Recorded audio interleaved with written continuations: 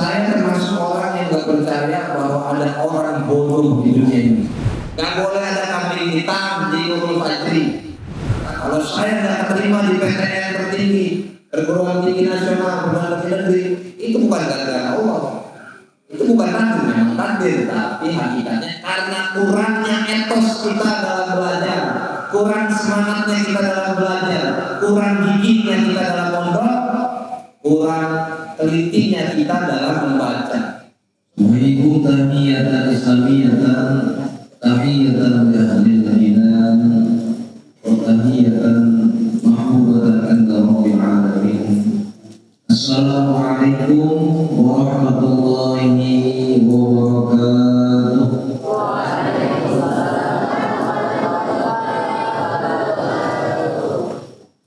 Innal hamdalillah nahmaduhu wa nasta'inuhu wa nastaghfiruh wa na'udzu billahi min shururi anfusina wa min sayyiati a'malina. Man yahdihillahu fala mudilla lahu wa man yudlil fala hadiya lahu. Asyhadu an la ilaha illallah wahdahu la syarika lahu wa asyhadu anna sayyidana Muhammadan abduhu wa rasuluhu la nabiyya ba'dahu. Sallallahu Nabi Muhammad. Allahumma salli ala sayyidina Muhammadin al-Fatihi lima ughliq wal khatimi lima sabaq nasiril haqqi bil haqq wal hadi ila siratikal mustaqim wa ala alihi haqqa qadrihi wa miqdarihi al-'azim. Rabbi shrah li sadri yassir li amri wahlul 'uqdatam min lisani yafqahu qawli.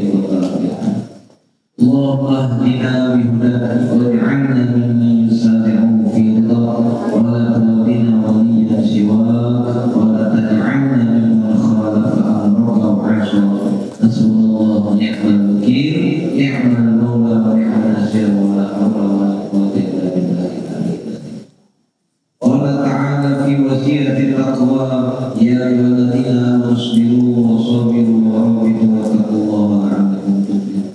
وقال تعالى والعصر إن الإنسان لفي خسر إلا الذين آمنوا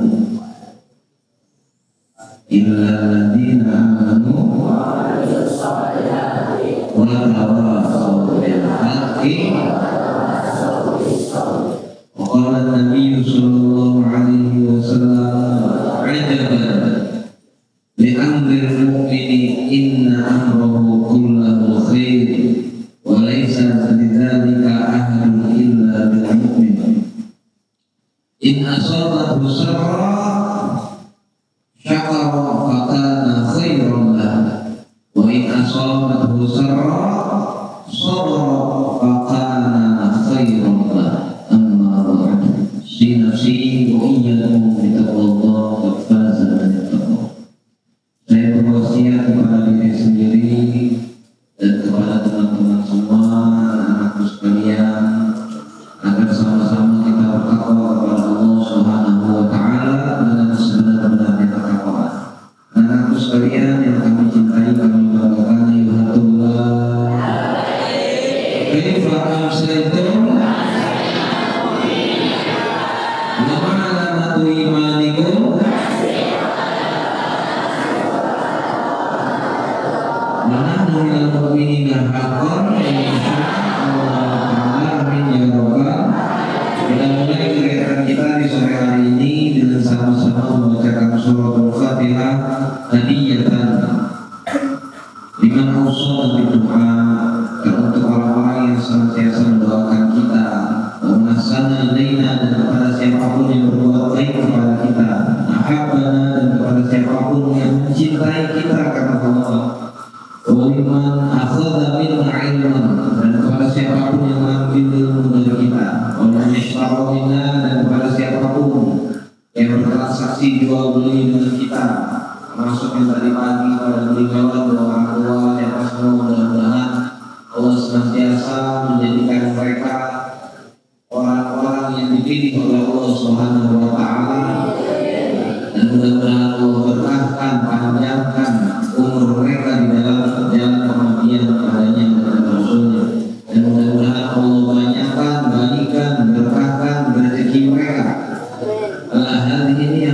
kulli niyatin sholihah ala hadratin Nabi sallallahu alaihi wasallam Muhammad sallallahu alaihi wasallam. Fatihah.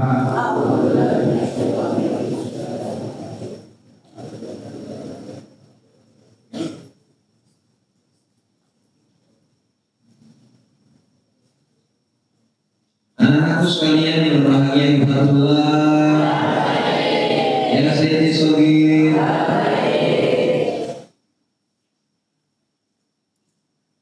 Allah Subhanahu wa Ta'ala berfirman, wal 'ashr, dan demi masa.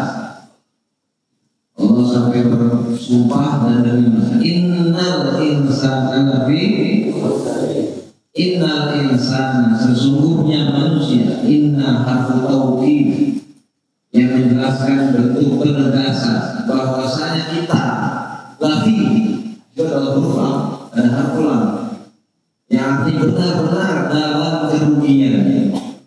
Dan demi waktu kata Allah sampai bersumpah, bahkan setelah bersumpah Allah tegaskan dengan harfu inna. Ada harfu lamnya lagi disebut innal insana lafi khusr.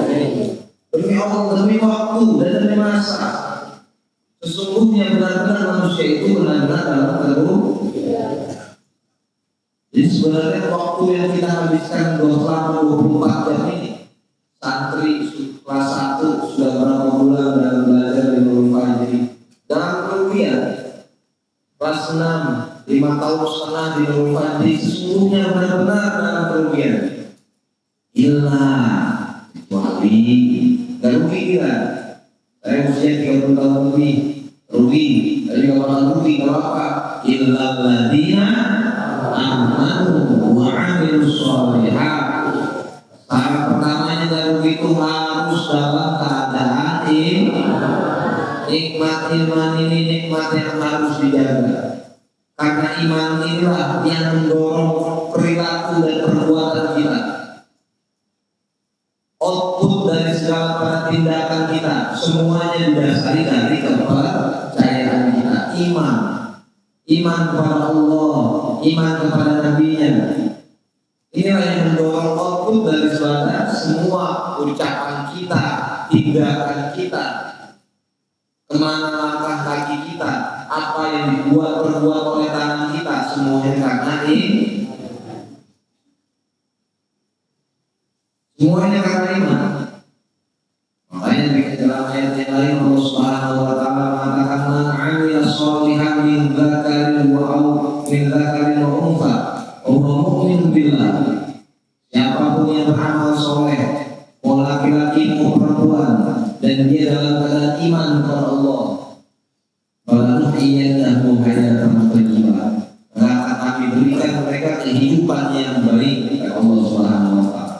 Syaratnya iman. Syarat pertama iman. Amanu wa 'amilus sholihat. Ini adalah bentuk output daripada iman tadi. Tasdik, membenarkan. Jadi kita semua ini dalam kerugian kecuali mereka santri-santri dari kelas 1 sampai pengajian, sampai kiai, sampai pendiri, semuanya dalam kerugian kecuali iman dan beramal. Aman wa 'amilus sholihat wa tawassaw bil haqqi wa tawassaw bis sabr. Yang selalu senantiasa berwasiat, mengingatkan, mengajak satu sama lain dengan wasiat kesabaran dan wasiat-wasiat kebenaran. Mereka lah yang adalah orang-orang kesehariannya tidak dalam kerugian. Pertanyaannya, sepertinya yang nggak perlu dijawab ini mah. Sudahkah kita menghabiskan waktu kita dengan baik dan efisien? Apakah selama ini kita mondok hanya menghabiskan waktu saja? Standar ukurannya apa? Iman, amal soleh, dan wasiat kebaikan dan kebenaran. Itu standar ukurnya. Kalau 3 standar ukur itu nggak ada, maka kita hakikatnya banyak menghabiskan waktu di Nurul Fajri. Benalu di atas batu, rumput di atas batu, Hidup enggak, mati enggak mau. Jangan sampai kayak rumput yang hidup di atas batu. Tumbuh gede enggak, mati enggak mau. Sebagai santri kita harus punya produktivitas, harus punya kegunaan, harus punya kebaikan-kebaikan yang kita lahirkan. Gak ada Islam itu toleran terhadap kemalasan, kemadegan, kemasivan itu gak ada. Kelas 1 saya sudah harus bisa ini, kelas 2 saya sudah harus mampu ini, kelas 3 saya harus begini, harus terbangun sudah visi dan cita-citanya. Kelas 4, kelas 5, kelas 6 sudah tahu kemana arah cita-cita dan visinya, dia persiapkan bekal untuk mencapai visi dan tujuannya. Jadi gak ada santri-santri yang mandul, apalagi dengan falsafah kebebasan di Nurul Fajri yang banyak disalahartikan. Pondok punya pancajiwa kelima itu apa? Kebebasan yang banyak disalahartikan, bebas milih yang enak-enak aja, bebas milih yang bikin seneng-seneng aja, bebas milih yang bikin hura-hura aja. Faman syaa'a falyu'min wa man syaa'a falyakfur. Orang kalau mau iman silakan, atau orang mau kafir silakan. Bukan berarti dalam pilihan ini Allah beri kekuatan, tidak. Tapi Allah menginginkan kita semua agar menggunakan akal kita, hati nurani kita dalam memilih kebebasan. Bukan tolak ukur memilih kebebasan dengan hawa nafsu. Kalau hawa nafsu itu pengen enak-enak aja. Lagi dia pengennya teh manis. Pengen hidup sehat, makannya gorengan.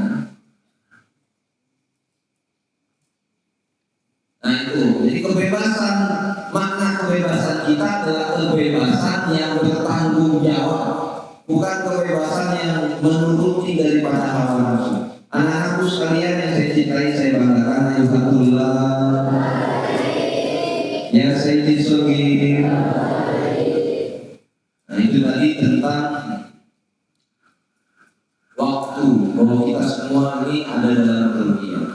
Lalu ada hadis baginda Muhammad SAW mengatakan, ajaban, unik, luar biasa, li amril mu'min, bagi urusan seorang mukmin. Santri itu unik. Kata Nabi itu santri itu unik. Santri yang punya keimanan itu unik. Inna amrahu kullahu khair. Sesungguhnya urusannya santri, urusannya orang mukmin itu semuanya baik. Maju baik, mundur baik. Kalau di luar publikasi itu maju benar, mundur benar. Sekarang sama kayak kita, maju kebaikan, mundur juga kebaikan. Apa yang menjadi kebaikan?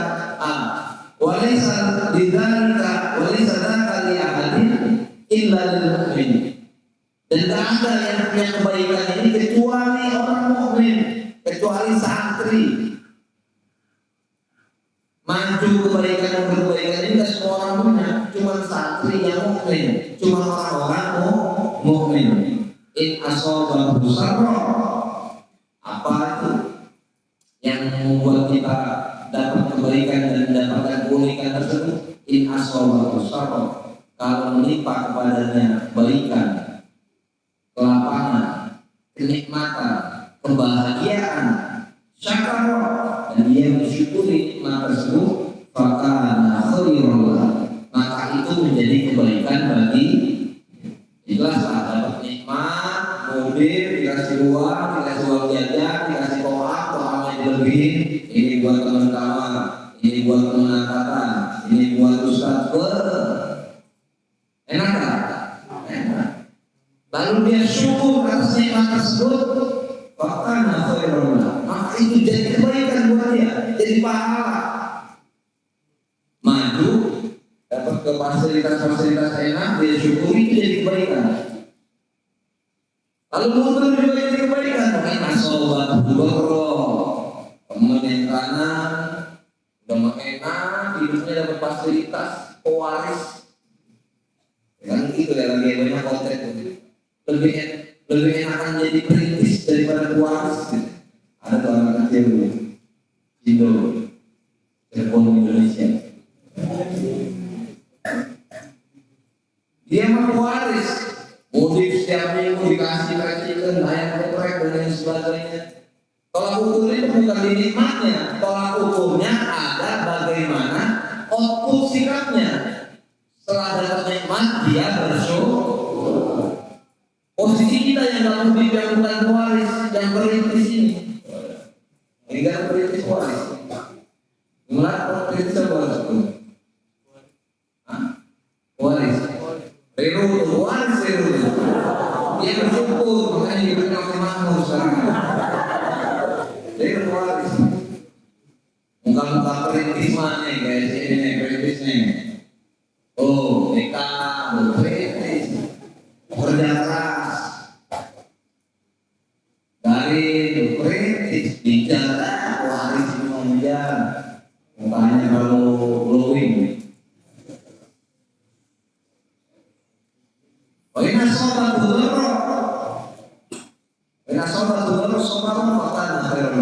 kalau dikasih musibah, kemadorotan, kesulitan, rintangan, lalu dia bersabar atas ujian, musibah dan kesulitan tersebut, itu juga jadi kebahagiaan. Temen yang kanan tadi dikasih ayam geprek, fasilitas untuk yang enak, kita mudik alhamdulillah sebulan sekali mudik alhamdulillah. Dan mudik sekali pun bahkan, tapi dia bersabar, maka nilainya sama seperti para pewaris tadi. Enak kan? Enak kan maju kebaikan, mundur kebaikan. Tapi itu pewaris itu sendiri. Pewaris yang beli mudik pakai motor orang tuanya pakai PCX. Pewaris yang beli. Muka-muka para politik seperti itu.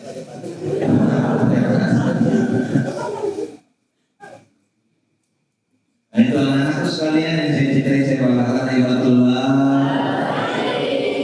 Itu ajaran, unik, urusan orang muslim enak, unik. Dikasih kenikmatan, kemudahan dia syukuri jadi kebaikan, dikasih musibah, kesulitan hidup dan rintangan dia bersabar, itu pun jadi kebaikan. Nilainya itu bukan seberapa enak, seberapa nikmat, seberapa banyak masalah, nilainya bukan di situ. Jangan sampai kita salah tafsir, salah anggap simpulan mah enak ya. Itu mental bro, mindset. Mindset kita sebagai santri bukan seberapa enaknya. Mental kita sebagai santri santri ada pada kandungannya output dari apa yang kita dapatkan. Dapat nikmat kita syukuri, dapat musibah kita usaha. Makanya ditanyakan pagi hari, ditanyakan sore hari, ditanyakan kaifa asbahtum, bagaimana kalian memulai pagi? Kami memulai pagi dalam keadaan iman. Dan apa ciri iman kalian? Ciri iman kami nasbiru ala bala, kami siap bersabar atas bala, musibah, ujian dan kesulitan hidup. Wa nashkuru ala Allah, dan kami akan syukuri segala macam bentuk kenikmatan yang ada pada pagi hari tersebut. Wa nardu bil qada, dan kami akan ridho terhadap segala ketentuan Gusti. Itu mentalitas petarung itu. Mentalitas petarung, setiap pagi dikeluarkan, sore dikeluarkan. Ada ayam gue makan, ada cuma nasi yang makan gue makan. Apalagi ayam gue ya gue habisin. Apa daging darah dari itu yang masuk loh. Itu mentalitas santri, mentalitas santri. Anak-anakku sekalian saya cintai, saya banggakan hebatullah. Nah, setelah ini kita ngaji kitab Al-Solihah, ada yang bawa kitabnya? Nah, Yamin bahasa Isbir yang bawa nikmatin syukuri, yang belum punya sabar-sabar ya, tapi yang sabar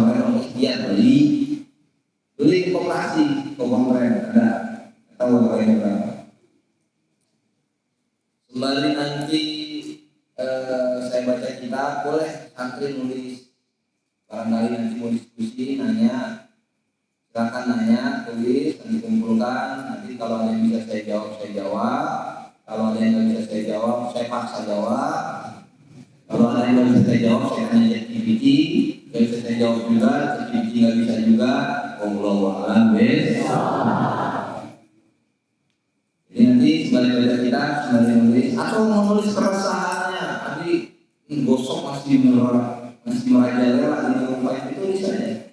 Baru terakhir saya kehilangan sepatu harga 1 juta, saya kehilangan baju, saya kehilangan apa?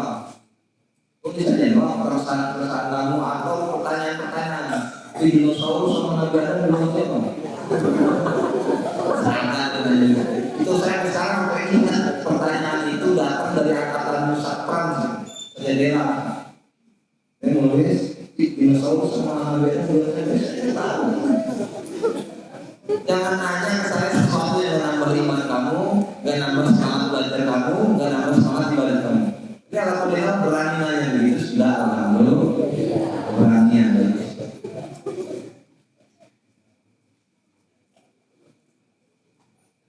Terus jangan nanya sesuatu yang gak penting. Jangan nanya sesuatu yang gak penting. Tebak nama orang tua saya siapa? Ya mungkin baik, biar saya doakan. Karena saya nggak tahu aku itu banyak berberapa 15 angkatan, nggak tahu kan? Tuh, jadi saya kadang anak sekalian, kadang suka bunda, bukan bunda ya apa? Seger kalau ada santri, wali santri datang ke rumah minta doa, doa harus hari-hari doain terus.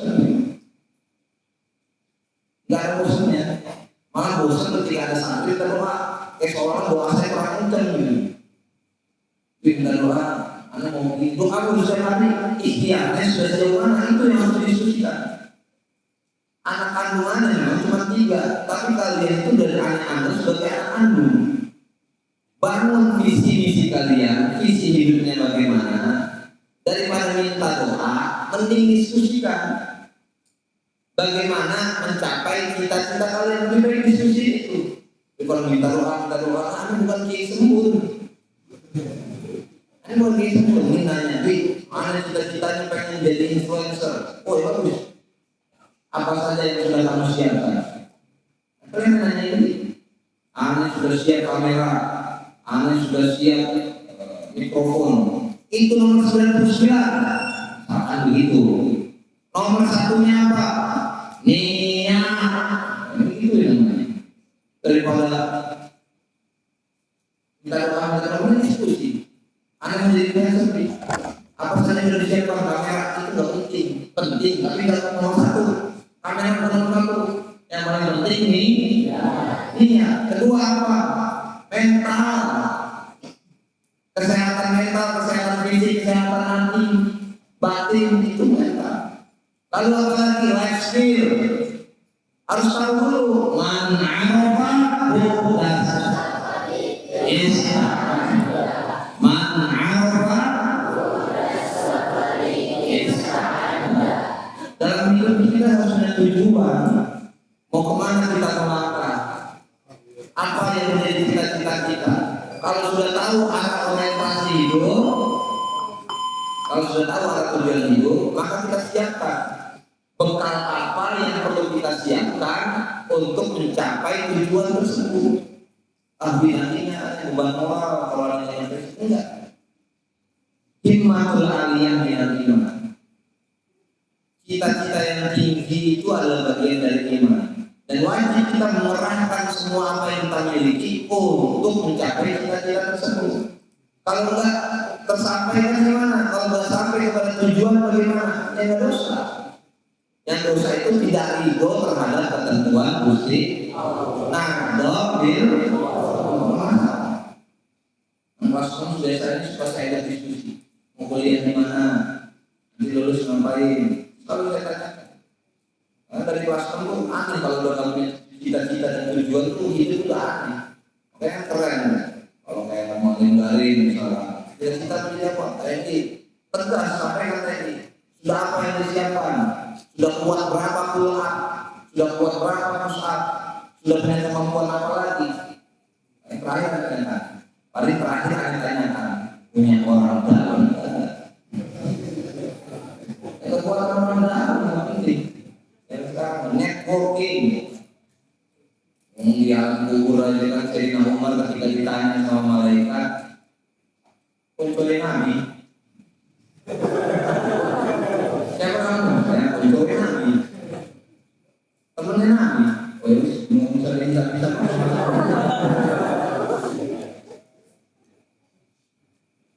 Sekarang Ridho mau jadi kiper timnas. Siapa yang cinta itu?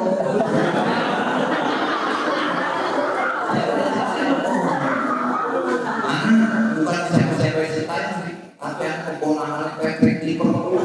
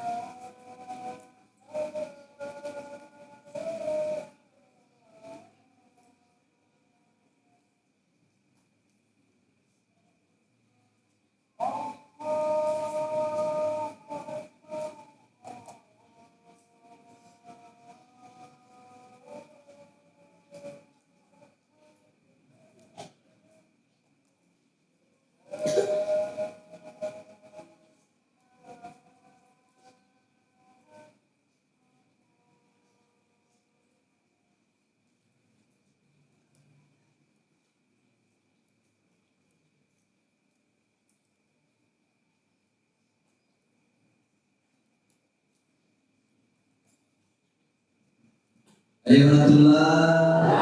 Ya, jadi sebagai santri kita sudah harus punya goal, cita-cita dan tujuan yang jelas. Dari kapan itu dibangun dari sedini mungkin, biar lulus tuh, tes, bingung, kenapa lagi? Mana yang terus mana? Yang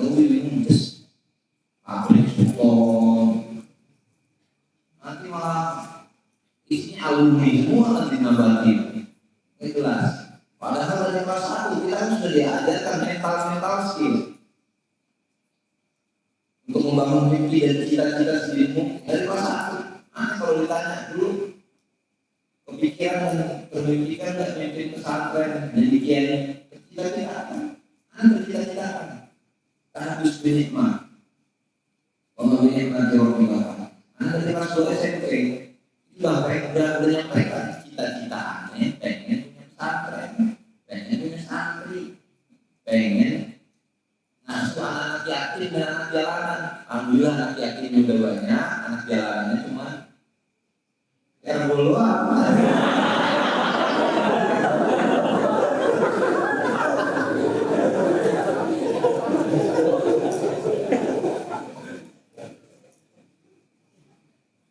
Bahkan ketika kuliah ditanyakan lagi ya, ketika kelas bisnis kelas di workshop entrepreneurship ada UBI kelas waktu itu, disitulah kita mulai pandang-pandangan ditanyain, Ale cita-cita mau jadi apa? Saya mau jadi pebisnis, mau jadi kiai, mau jadi entrepreneur. Akhirnya jadi kiai sambil ngibas-ngibas duit.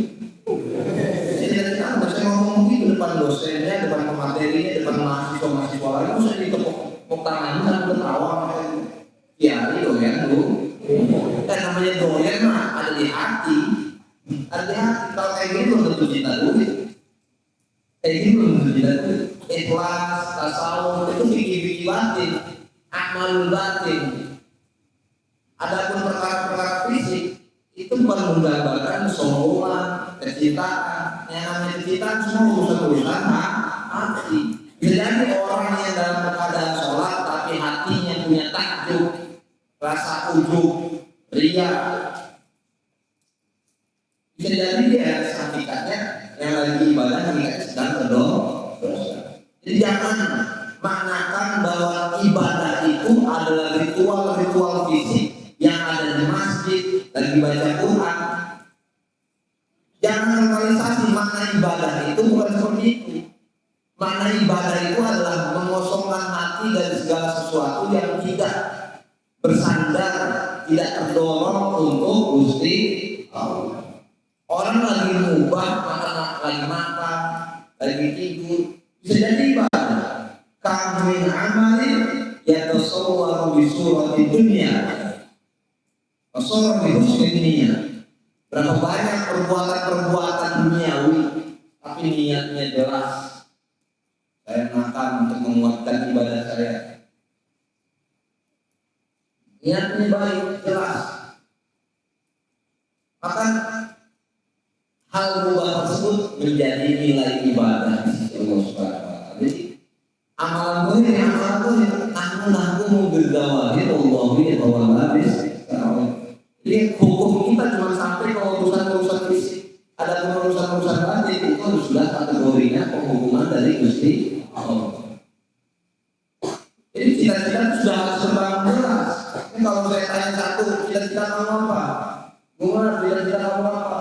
Lukman, cita-cita kamu apa? Sudah harus punya, harus bisa tersampaikan, Ya buat apa pelajaran makhluk kalau kita nggak bisa membangun visi dan cita-cita? Kan sudah disampaikan, nggak boleh jadi benalu di atas batu, nggak boleh jadi benalu di atas batu. Hidup enggak, mati enggak mau. Padahal Islam tidak mentolerir, Nurul Fadli tidak mentolerir kepasifan, kemandegan, kemalasan. Orang yang nggak jadi apa-apa di masa depan itu kan nggak tahu visi dan tujuan itu. Ya kita sudah tahu. Tujuan hidup Nabi itu urusan hati. Nabi itu urusan hati. Ente punya perusahaan besar, kelihatannya duniawi, tapi hati ente tertahu kepada Gusti Allah Subhanahu wa taala bahwa perusahaan itu, organisasi itu tertuju dan untuk Allah Subhanahu wa taala, zakatnya ditunaikan, hak gaji dan karyawannya diberikan, CSR-nya dikasih kepada masyarakat sekitar, itu juga sudah pengabdian, itu juga merupakan ibadah. Wa ma khalaqtul jinna wal insa illa liya'budun. Tidaklah kami ciptakan dan tidaklah aku ciptakan dan Allah insan dan manusia illa liya'budun, kecuali untuk mengabdi. Dengan wasilah apa? Tadi menjadi bos, pengusaha, influencer, TNI atau jadi apapun, semuanya adalah bertujuan mengabdi kepada Gusti. Jadi pondok mana kebebasan itu, kebebasan untuk memilih masa depan. Mau jadi dokter silakan, dokter yang mengabdi. Mau jadi polisi silakan, polisi yang mengabdi. Mau jadi pemain bola silakan, main bola yang mengabdi. Mau jadi penulis silakan, penulis yang mengabdi. Semuanya mengabdi kepada Gusti. Jadi kalau ditanya apa kiat-kiat supaya sukses di masa depan, bisa mengabdi dengan tulus kepada Allah di masa depan, salah satu syaratnya adalah harus punya visi dan cita. Ditulis yang gede tuh cita-cita kalian, isikan taruh di lemari biar gak lupa. Tulis samping-sampingnya cara saya untuk bisa mencapai cita-cita saya. Saya mau jadi influencer, penghasilan 1M, bisa zakat mal. Amin. Saya mau jadi pengusaha, saudara kaya. Amin. Penghasilan 1 tahun 10M. Tulis. Mau jadi musisi, tulis. Mau jadi apa, tulis. Biar gak lupa dengan cita-cita kalian. Yang masuk akal tapi. Dan kita saya pengen jadi Naruto.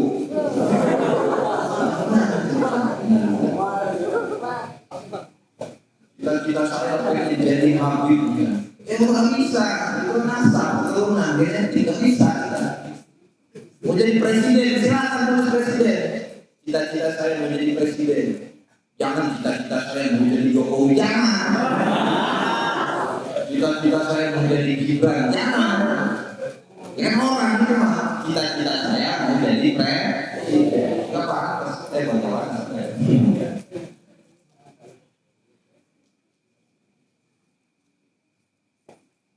Jadi syarat pertama harus visinya jelas, tujuannya jelas, goalnya jelas. Itu namanya clarity purpose. Tujuannya clear, nampak, jelas. Lalu kita tulis kecil-kecil cara supaya nyampe ke purpose-nya apa, ketujuannya apa, cara supaya sampai kepada goalnya apa. Anda dari kelas 2 sudah menggambarkan. Makanya dari kelas 2 SMP hanya hafalkan Quran. Anda mau kuliah di Mekah, Madinah, Mesir dan Yaman, itu kan sudah hafalkan Quran. Juz 30, juz 1 sudah hafalkan. Lalu ilmu apa lagi yang menunjang untuk menjadi kiai dan pebisnis? Perkuat ilmu nahwu sorok. Alhamdulillah dari 400 santri harus penerimaan nomor 1 tertinggi nilai nahwu sorok. 400 santri. Terus apa lagi untuk menjadi pebisnis? Life skill apa lagi yang harus dimiliki? Harus punya ilmu manajemen. Baik manajemen keuangan, harus mengerti finance, keuangan, harus tahu prospek finance, nanti keuangannya kayak gimana, prospek bisnisnya kayak gimana, itu dipelajari di mana? Di kuliah, dipelajari di mana? Materi-materi seminar, workshop dan lain sebagainya. Itu namanya tools, alat untuk mencapai tujuan. Kerajaan Galuh, gimana supaya bisa kerajaan Galuh? Mas, supaya bisa kerajaan Galuh gimana? Kita punya tujuan kita kerajaan Galuh. Caranya gimana? Naik jalan kaki bisa nggak? Pakai sepeda bisa nggak? Itu opsi pilihan. Yang penting jalan, komitmen terhadap tujuan dan cita-cita kita. Itu saat pertama visinya jelas, nanti kedua karakternya harus bagus, personality kita gimana. Personality itu adalah karakter yang melekat pada diri. Kayak contohnya kalau kita ngomong Indomie, itu personal brand. Kenapa Indomie itu punya jadi selera? Karena memang dia sudah menggembor-gemborkan personalitinya bisa. Kalau kita ngomong Said, apa yang kita ingat dalam benak kita? Oh, suaranya emas, urat malunya, tuh.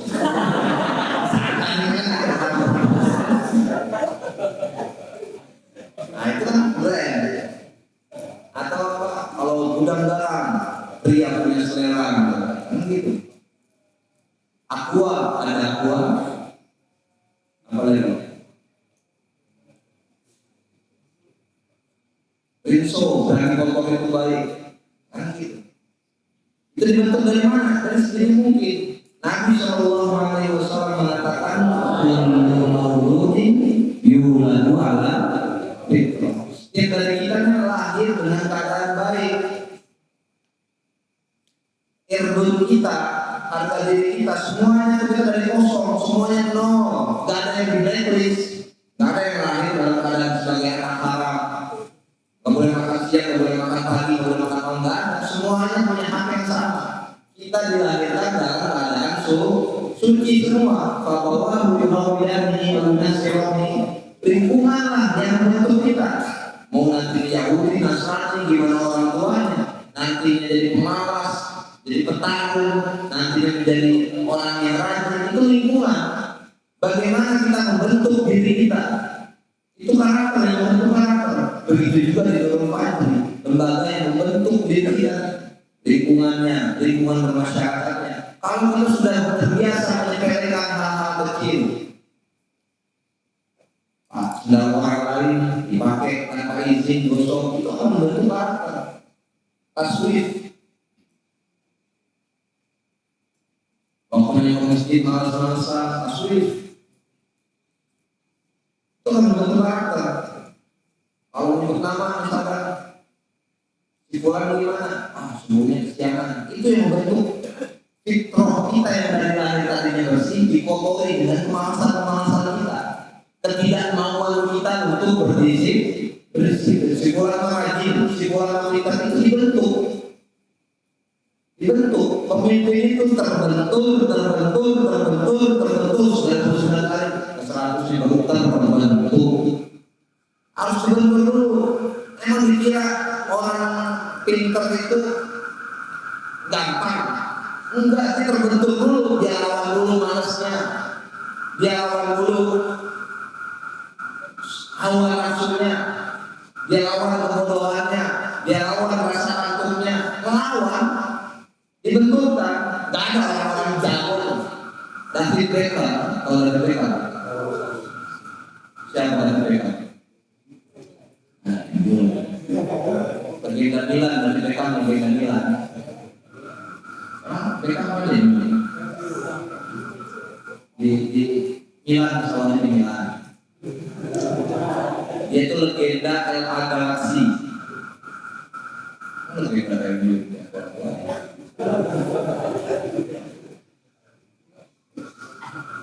Beckham itu dikenal dunia hanya karena satu tendangannya.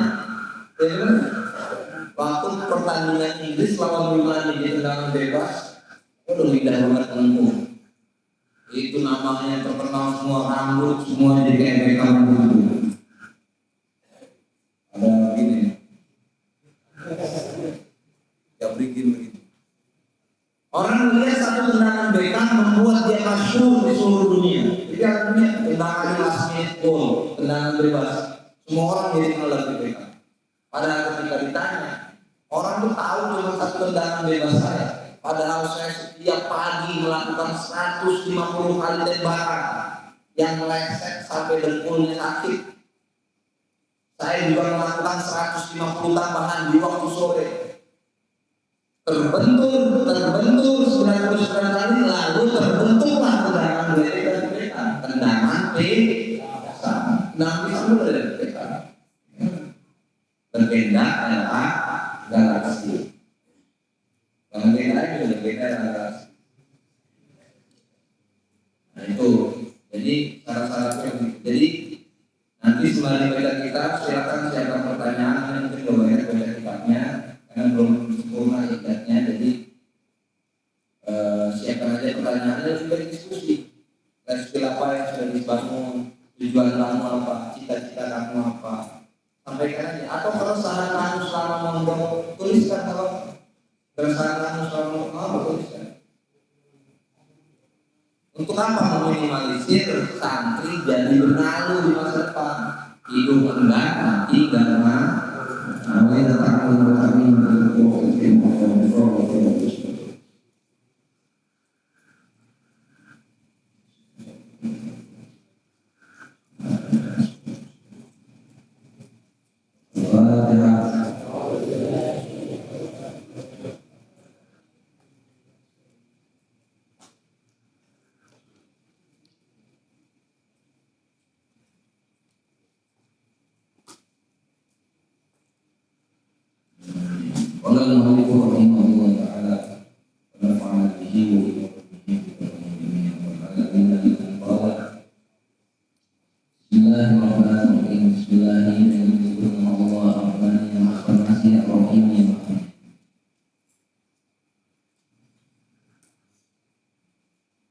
seperti biasa kita masuk hebat ini diawali dengan kalimat lafaz basmalah.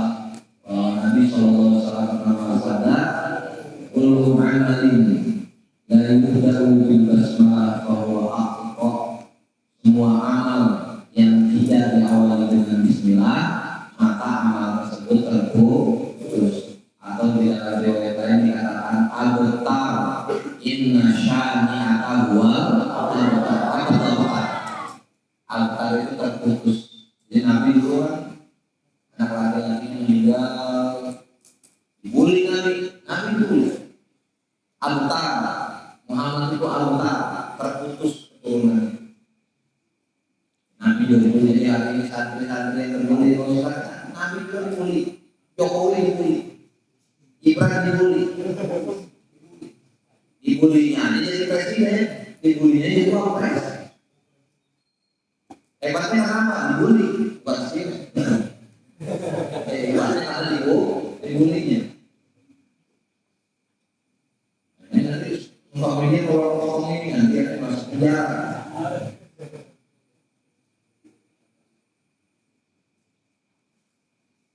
Jadi kalau amal ini dari Daud basmalah bahwa Allah Akbar.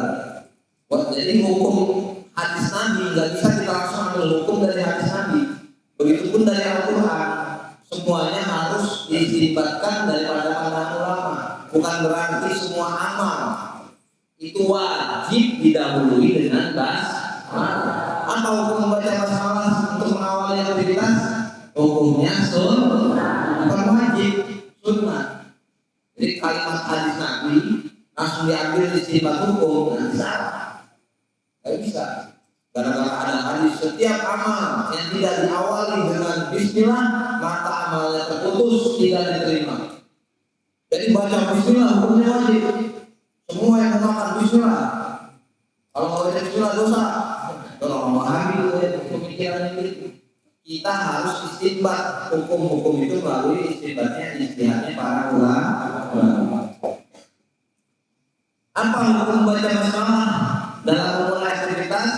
Hukumnya sunnah inda ibtida'i kulli umur, disunahkan ketika mengawali setiap urusan.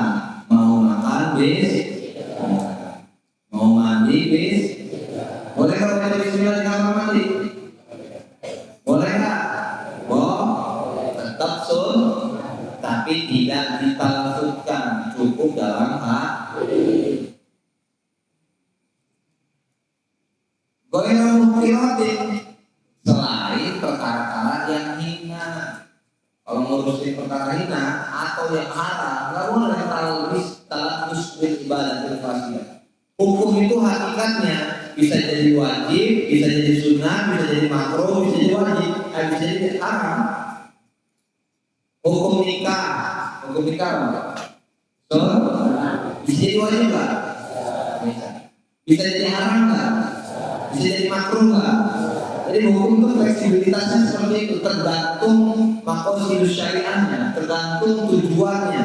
Kalau tujuannya menikah untuk menyakiti calon pasangan kita, nikah juga diceraiin nanti. Nanti nikah gua boleh gua ada RTI misalnya. Nikah nanti gua pasung misalnya. Nah itu sudah haram nikahnya, sudah haram nikahnya. Nikah psikopat, maksudnya orang ikan psikopat. Begitu juga membaca Bismillah, minum-minuman khamar, bisul haqqa bil batil. Bisa kita campur adukan perkara hak dengan perkara batil, bisa. Atau main gaplek di misalkan kiu-kiu Bismillah, bisa.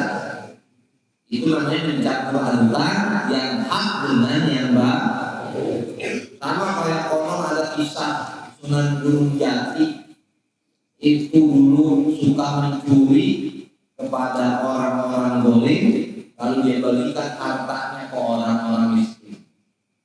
Gak bisa manipulatif, baik ya baik, jahat ya jahat.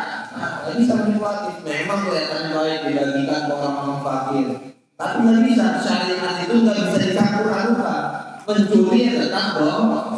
Kayak kemarin tuh kasus DPR misalkan rumah Saroni dijarah, rumah Saroni dijarah, Kompatrio dijarah, orang-orang pada seneng berebut rumah Saroni, berebut karena dalamnya ijazah bahkan diambil. Itu tetap gak bisa kezaliman dilawan dengan kezaliman, gak bisa. Makanya ada sholawat wa ashgili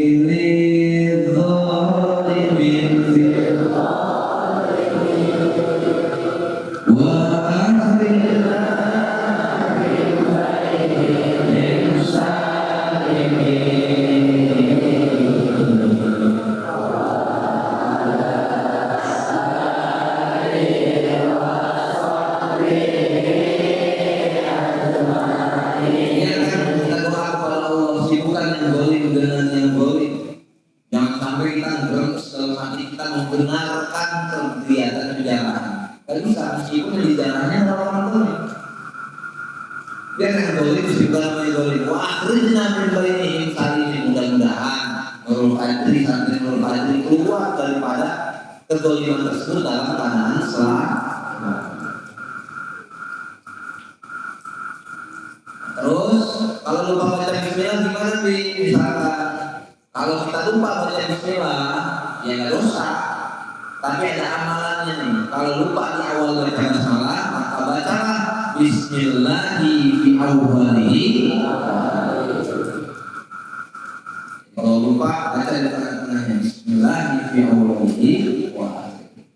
Alhamdulillah, segala puji itu lillahi milik Gusti Allah fi kulli hinin, pada setiap keadaan. Alhamdulillah, segala puji milik Allah. Puji itu ada puji dari Allah untuk Allah, ada puji dari Allah untuk Nabi, ada puji Nabi untuk Allah, ada puji Allah kepada makhluk, kepada kita semua, ada puji makhluk untuk Allah, ada puji makhluk untuk makhluk. Semua pujian itu kembali untuk Gusti Allah. Aduh, abang Atek dan enggak.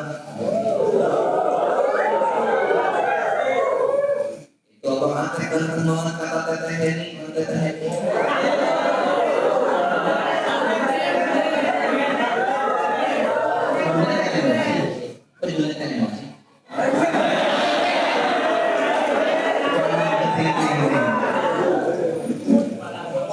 Mukanya abu-abuan gitu.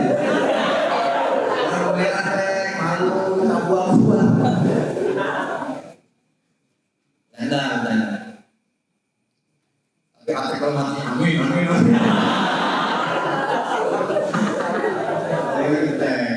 Tenang, sabar. Nanti visi bonus teh. Bonus tulis. Ini. Caranya gimana? Bertarung di kecerdasan melawan dunia. Dunia NFT kabupaten, Atek NFT provinsi.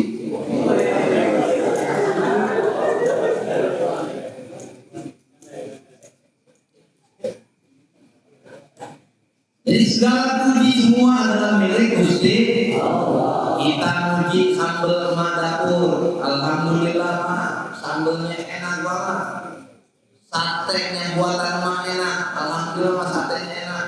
Semua pujian makhluk hakikatnya adalah milik Gusti Allah. Cantiknya tadi siapa Teh Heni, cantiknya santriwati semua adalah gara-gara Gusti Allah. Gantengnya santriwan, gagahnya santri putra semua adalah milik Gusti Allah. Jadi ketika kita muji Mas Gopal, ganteng banget Mas Gopal.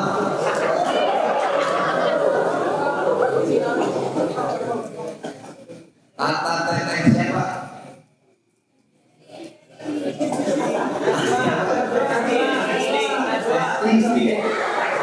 Kata teteh Esti Mas Gopal.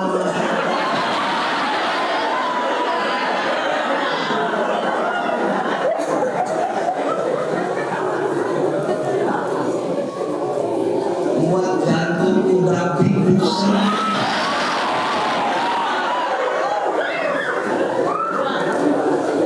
pujian Neng Esti kepada Mas Gopal hakikatnya pujian kepada Gusti karena alhamdulillah karena segala puji hakikatnya semua milik Gusti gantengnya Mas Gopal karena Gusti Allah, six-packnya Mas Gopal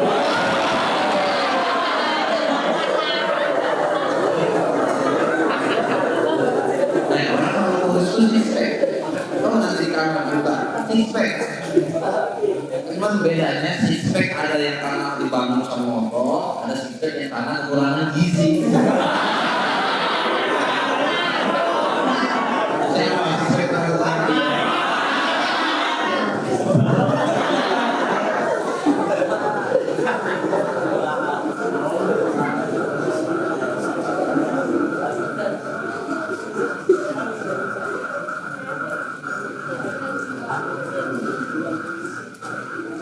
Fikul ini setiap keadaan wa'uqatin dan setiap waktu. Wassalatu dan ala salawat ala rasulihi terhadap rasulnya, utusannya, asyrafil khalqi semuanya mulianya makhluk, wal bariyah tidak makhluk sama.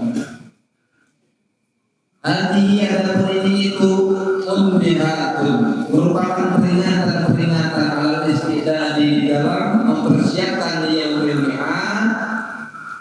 pada hari kiamat.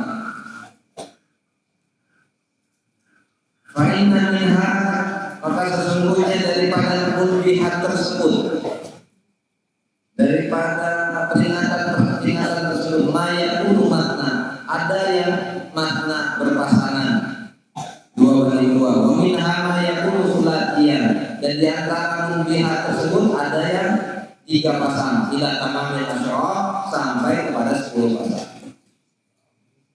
Jadi nanti ini dibagi per babak, ada yang sepasang 2 sampai 10 pasang. Kita itu. Dan jumlah makolahnya, semua makolahnya berjumlah di atani wa arba'a syarota dan berjumlah 200 berapa? Nyatanya wa arba'a syarota berapa? 204 jumlah makolahnya 214. Hadisnya, asbabnya khamsatun wa arba'una. Jumlah hadisnya berapa? Khamsatun wa arba'un berapa? 45. Wal bawaki asar sisanya adalah asar perkataan sahabat maupun tabi'in. Yang hadis pertama bahwa Ibnu Utsman bin Abbas bin Utsman al-Syaikhi muttasilan ila Abi Dzar al-Ghifari radhiyallahu anhu an Rasulullah sallallahu alaihi wasallam fima yarwihi an Rabbihi azza wa jalla. Ingat, kalau ada makalah yang diawali fima yarwihi an Rabbihi, maka itu adalah hadis qudsi. Apa bedanya hadis qudsi sama firman Allah yang lain dengan Al-Quran? Perbedaan hadis qudsi dan Al-Quran apa? Tahu nggak? Cari tahu sendiri, nanti waktu insya Allah dijelaskan. Di antara firman-Nya Allah di dalam hadis qudsi Allah mengatakan qala ta'ala Inni haramtu dzulma, sesungguhnya aku mengharamkan siapa aku akan dzulma, kezaliman ala nafsi terhadap diriku, atas diriku, wa ja'altuhu, dan aku menjadikan hal tersebut bainakum di antara kalian haraman sebagai keharuman, fala tadzalamu, maka janganlah kalian saling mendzalimi. Ya ibadi wahai hamba-hambaku kulluhum, adapun setiap kalian itu dhalun tersesat, illa man hadaituhu, kecuali orang-orang yang diberikan hidayah. Fastahduni ahdikum, maka mintalah hidayah kepadaku, niscaya ahdikum, aku memberikan hidayah kepada kalian. Ya ibadi wahai hamba-hambaku kulluhum ja'ilun, setiap dari kalian itu kelaparan, illa man at'amtuhu, kecuali orang-orang yang aku beri makan kepadanya, man fastat'imuni, maka mintalah makan kepadaku, ut'imkum, niscaya aku berikan kalian makan. Ya ibadi wahai hamba-hambaku kulluhum 'arid, adapun setiap kalian itu telanjang, illa man kasautuhu, kecuali orang-orang yang aku berikan pakaian padanya, fastaksuni, maka mintalah pakaian kepadaku, aksuh, niscaya akan aku berikan kalian pakaian. Ya ibadi, sesungguhnya wahai hamba-hambaku, innakum, sesungguhnya kalian itu tukhti'una bil laili wan nahar, melakukan kesalahan pada malam dan siang hari.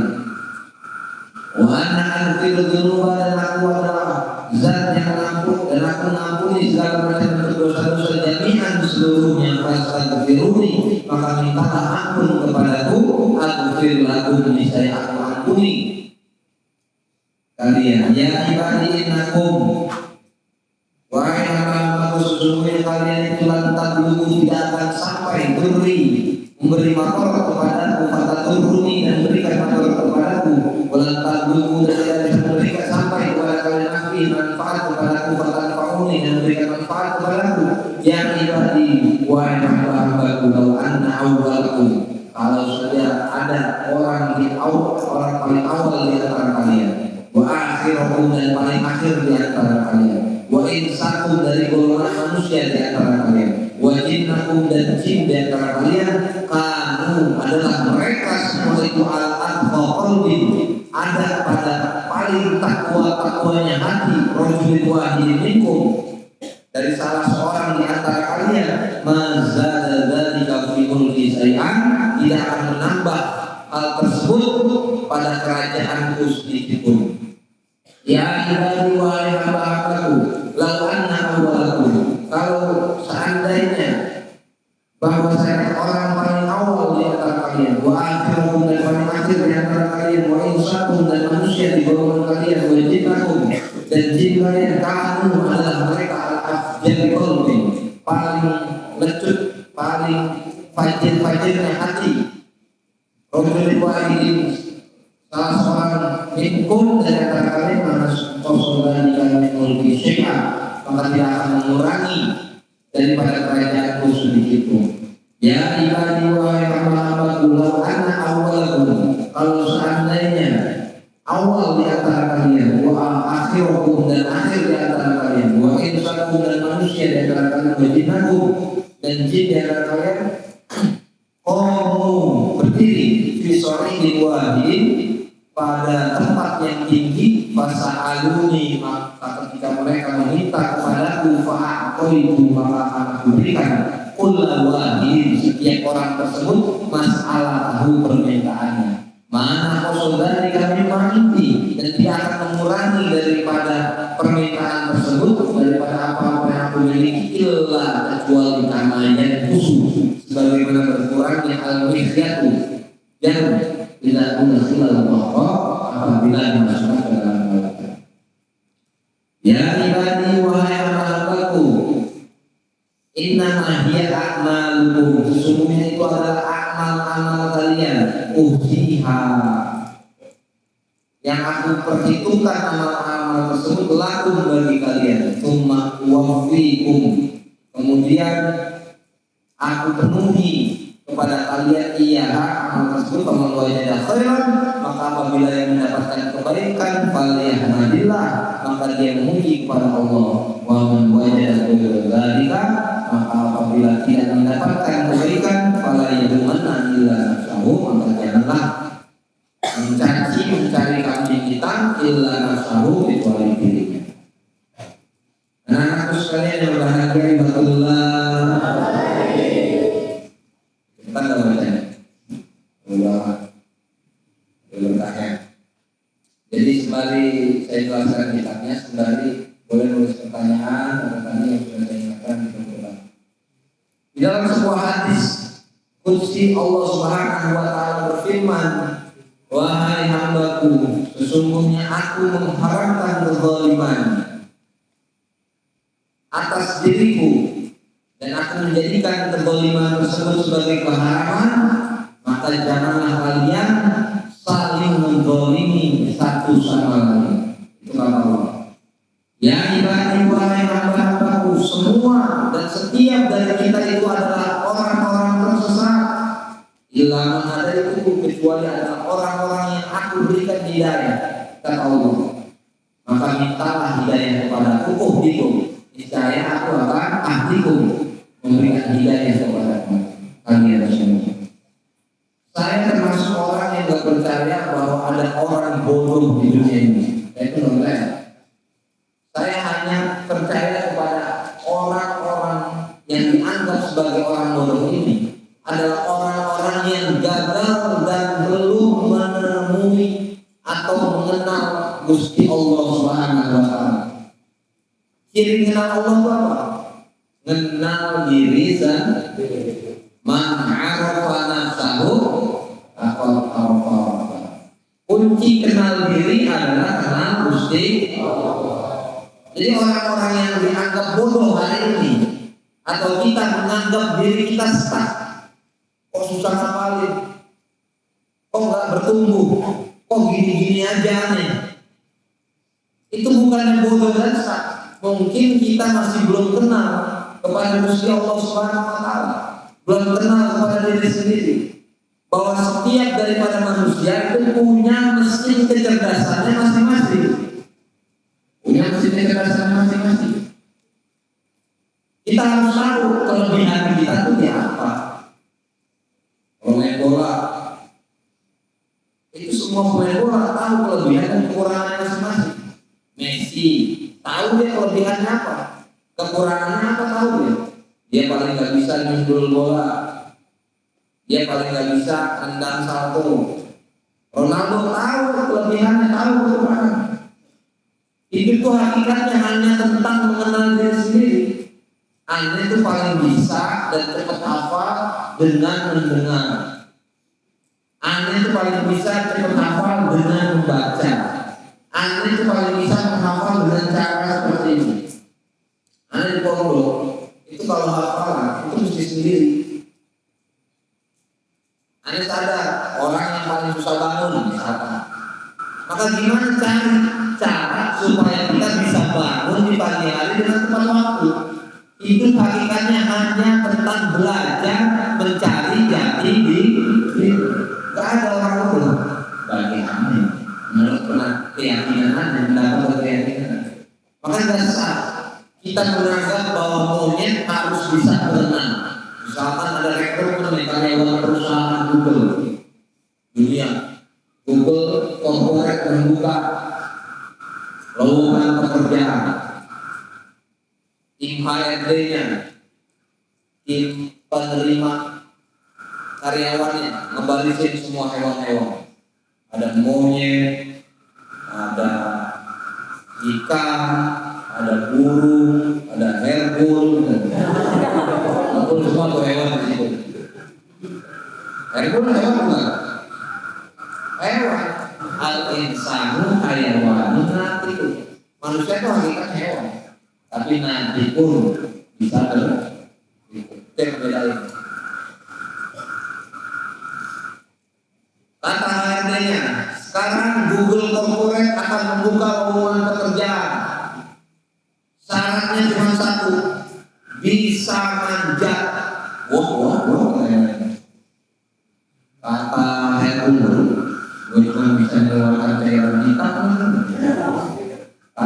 paus kata si ikan, waduh, aneh gorong-gorong aja, aneh daratan aja mati kok itu. Kata burung, waduh, aneh dua kaki kecil banget, gimana manja, aneh agak punya. Kata si burung, kata si burungnya, wah apa yang gua terima.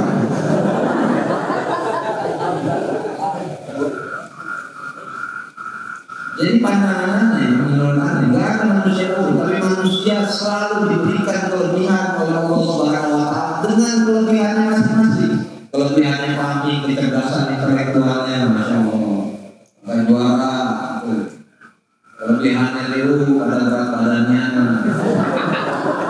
yang lebih, yang kelebihan.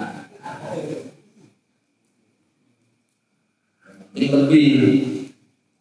Tugas kita hakikatnya untuk belajar mengenali diri sendiri. Semakin kesini ilmu pengetahuan semakin besar. Makanya zaman dulu untuk bisa sukses itu butuh belajar mengenali diri puluhan tahun. Tahu KFC? Tahu KFC? Yang sekarang kita sama-sama boikot. Ada lambangnya nggak? Ada lambangnya pakai kakek tua. Pakai kaca tua, kumisnya begini, pakai kaca mata. Dia sukses di usia berapa? 70 atau 80 tahun. Setelah tadinya jadi karyawan pabrik, dia berusaha di usia 60 tahun mengenal dirinya. Dia coba bikin ayam, dia kasih tester ke tetangga. Ternyata tetangga enak, dia jual itu ayam dari rumah ke rumah, terus sampai sekarang KFC ada di mana-mana. Pergi ke Singapura ketemu KFC, pergi ke Malaysia ketemu KFC, pergi ke Mekah ketemu KFC, main ke Malang ketemu KFC. Padahal udah diboikot di mana. Bahkan di Saudi itu mall udah KFC semua yang makan KFC. Padahal barang-barang beliau semua. Apa kesimpulan maksud dan yang akan masuk dan Anda tujukan dari kalimat ini? Untuk bisa sukses di masa dulu, untuk bisa kenal diri sendiri, itu butuh puluhan tahun untuk bisa kenal jati dirinya. Bahwa seorang owner KFC itu ternyata kecerdasan intelektualnya ada pada kemampuan dia mengelola organisasi bisnis yang sekarang sampai besar seluruh dunia. Gak tahu orangnya masih ada lagi. Makanya sayang kalau kita berhasil kenal diri kita di usia-usia senja, udah saatnya sukses, saatnya juga kita berpulang kepada Gusti Allah. Makanya dari sedini mungkin kenali kelebihan kita itu apa, kenali kekurangan kita itu apa. Kalau sudah kenal kekurangan kita, coba untuk perbaiki kekurangan kita. Jangan sampai setelah kenal dan tahu kekurangan kita kambing hitamkan diri bahwa kita tidak bisa tumbuh di bidang itu. Saya nggak mampu di matematika, saya nggak bisa hal-hal yang sifatnya data statistik, nggak bisa. Jangan jadi kambing hitam bahwa kita nggak bisa bertumbuh di angka, tapi jadikan pacuan bahwa kita harus lebih baik di bidang tersebut. Jadi Nurul Fajri itu sudah nggak boleh ada kambing hitam. Santri Nurul Fajri sudah nggak boleh ada kambing hitam. Kambing hitam sudah disantai kemarin. Paham maksudnya? Nggak boleh ada kambing hitam di Nurul Fajri karena kambing hitamnya sudah disembelih. Artinya nggak boleh ada alasan apapun untuk nggak mau bertumbuh. Ketika ditanya kenapa kamu telah ke pondok, alasan itu udah alasan-alasan udah nggak bisa. Semua kambing hitam semuanya sudah disembelih. Kambing hitam udah ada di Nurul Fajri. Jadi kalau salah siap katakan salah, terlambat siap katakan terlambat. Gak bisa katakan gak bisa. Jangan nyari-nyari alasan. Berdalih kambing hitam sudah bisa. Jangan jadikan kambing hitam, jangan cari-cari kambing hitam karena kambing hitam sudah bisa. Jangan cari barrier, tahu barrier? Tembok yang memblok mental pertumbuhan kita. Kalau sudah ada mental dan blok yang menahan kita, nanti kita nggak akan bertumbuh. Tugas kita adalah untuk kenal diri dan terus bertumbuh sampai kita bisa sampai kepada visi dan tujuan kita masing-masing. Yang paling turun. Jadi hakikatnya nggak ada yang bodoh. Yang ada hanyalah dia yang belum mengenal dirinya sendiri. Pastanduni, caranya gimana? Selain kenal diri, minta hidayah dan Gusti. Setiap dari kalian juga adalah orang-orang yang lapar, kecuali adalah aku yang berikan makan. Ada orang yang kerjaannya hidupnya untuk makan. Udah makan enak pagi hari, siang pengen makan enak lagi, sore makan enak lagi. Dia sudah makan, tapi pengen makan lagi. Kenapa? Karena dia hakikatnya nggak makan. Ada orang yang makan, ada orang yang hidupnya untuk makan, ada orang yang makannya untuk hidup. Beda, beda. Hidupnya untuk makan, sama orang makan untuk hidup, sama beda. Orang yang hidupnya untuk makan, dia akan terus mencari makanan-makanan paling enak, paling viral, paling mahal. Untuk apa? Memenuhi hawa nafsu. Wah, dimasukin TikTok, Facebook, selfie, pamerin, SW. Akan bisa nih guys. Orang ini ada guys. Hidupnya hanya untuk makan. Beda orang yang makan untuk hidup. Makannya adalah wasilah untuk pengabdian kepada Gusti Allah. Beda dengan beda. Jadi hakikatnya orang-orang itu kelaparan.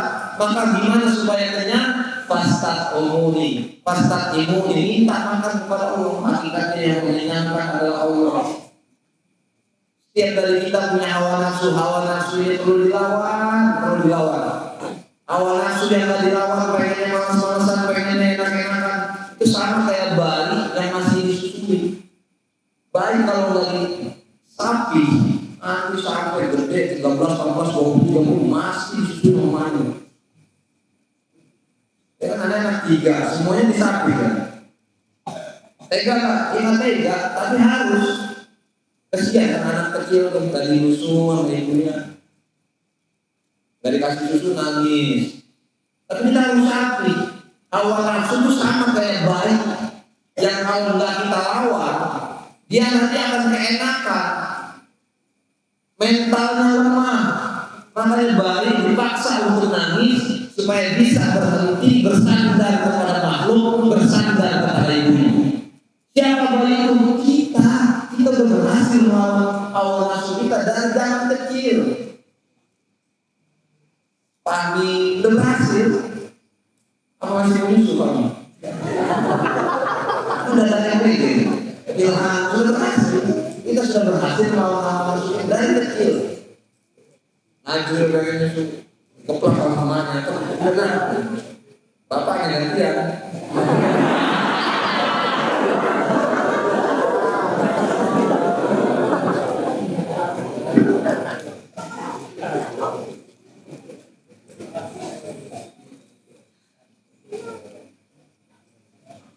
Jadi dari kecil aja kita sudah dilatih untuk melawan hawa nafsu kita. Bahkan di zaman dahulu itu ada anak usia 20 tahun masih nyapi, masih nyusu di orang tuanya.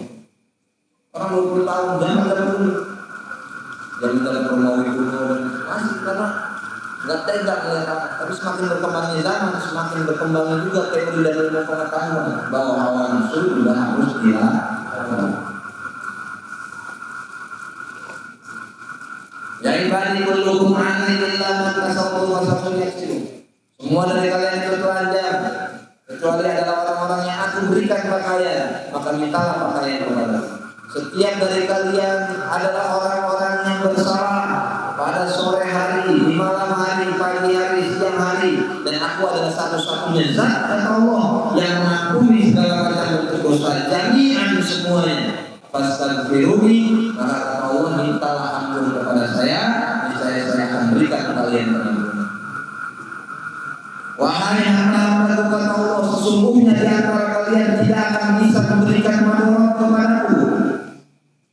dan kalian juga tidak bisa memberikan manfaat kepadaku.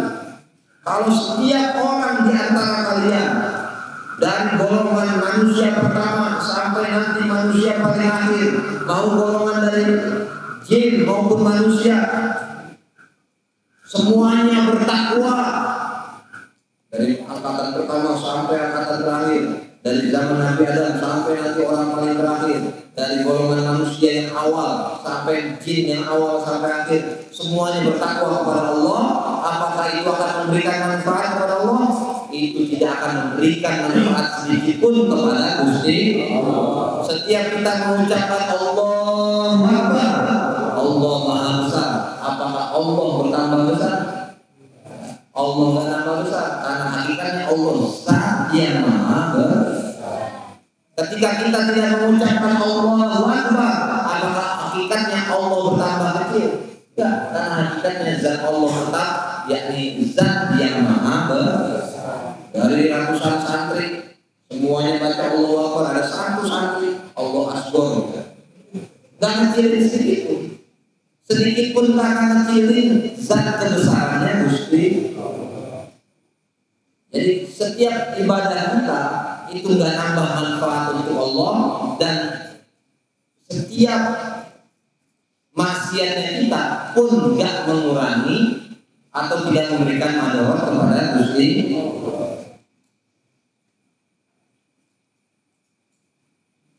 Bahkan Allah juga berfirman, kalau di antara kalian dari golongan pertama sampai akhir tadi semuanya minta, dari absen Abdul Latif, Abdul Hamid, Abdul Haji, semuanya minta. Abdul Latif minta nambah apa, Abdul Haji minta apa, Abdul Hamid minta apa, semuanya minta. Semuanya minta, semuanya diberikan sama Allah Subhanahu wa Ta'ala. Semuanya diberikan sama Gusti Allah, dan tidak mengurangi sedikit pun daripada kerajaannya Gusti. Sebagaimana mikhyat, apa mikhyat tadi? Jarum dicelupin ke dalam laut. Jadi nggak mengurangi sedikit pun kebesaran dan kerajaan Allah. Ya ibadi, wahai hamba-hambaku, semua amal-amalan kalian aku hitung kata Allah untuk kalian. Semua amalan-amalan dan aku akan penuhi amalan-amalan kalian, akan aku balas ganjar kebaikan-kebaikan kalian. Kalau ada yang mendapatkan kebaikan, maka hakikatnya datang dari Gusti. Ketika dapat keburukan, maka jangan cari kambing hitam. Fala yalumana illa Idza maritu fahuwa yashfin. Itu ada ayat Quran begitu. Kalau saya sakit, memang hakikatnya khairihi wa syarrihi minal. Jadi takdir itu anak-anak sekalian rahmatullah. Takdir itu baik buruknya datang dari Gusti. Dikasih nikmat datang dari Gusti.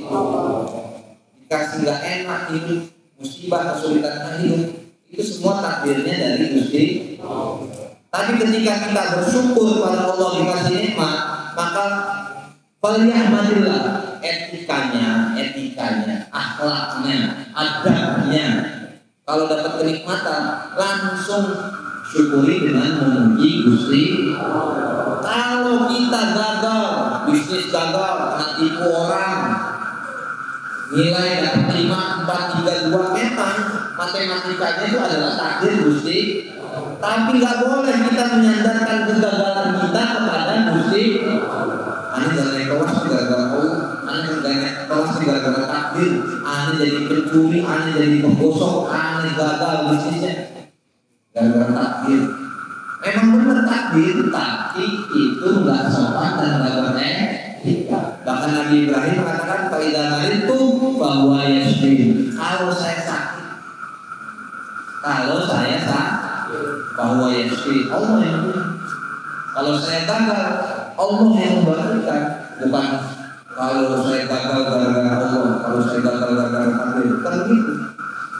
Itu adalah Kalau saya nggak terima di PTN tertinggi, perguruan tinggi nasional, perguruan tinggi negeri, itu bukan gara-gara Allah. Itu bukan takdir, memang takdir, tapi hakikatnya karena kurangnya etos kita dalam belajar, kurang semangatnya kita dalam belajar, kurang gigihnya kita dalam mondok, kurang telitinya kita dalam membaca. Semuanya jangan sampai mencari kambing hitam karena kambing hitamnya sudah disembelih. Salahkan diri sendiri. Allahu a'lam bishawab.